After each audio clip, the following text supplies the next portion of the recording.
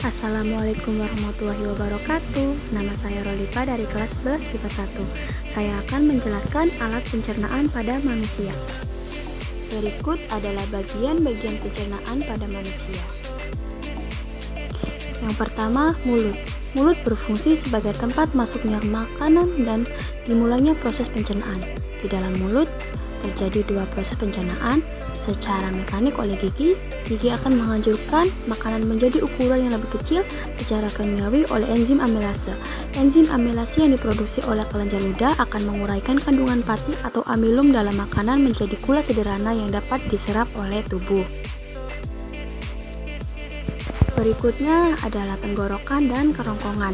Tenggorokan merupakan saluran pencernaan yang menghubungkan rongga mulut ke kerongkongan. Makanan yang telah ditelan dari mulut masuk melalui faring dan diteruskan ke kerongkongan.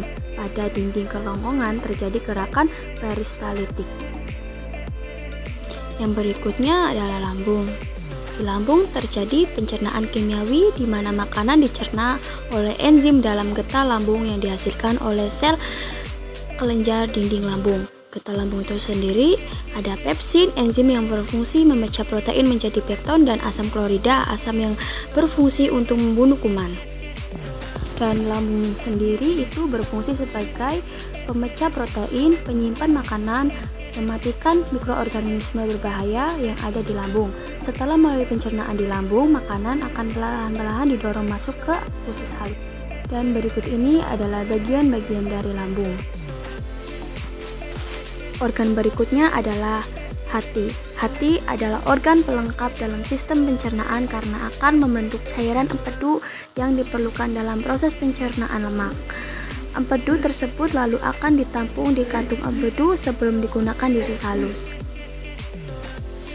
Kantung empedu berfungsi sebagai penyaluran empedu ke usus halus.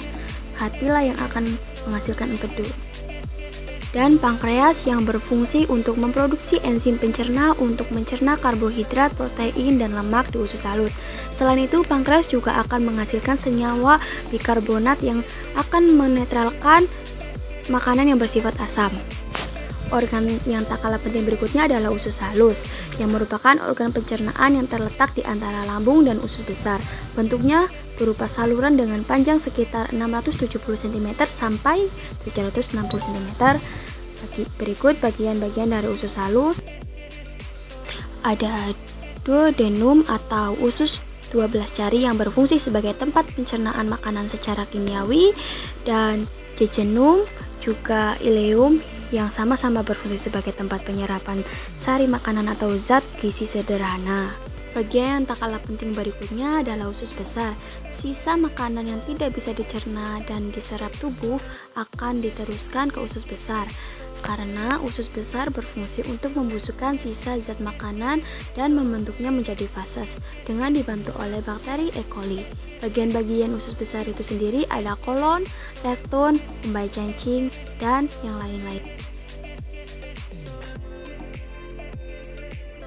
Bisa dilihat ini adalah bagian-bagian dari usus besar.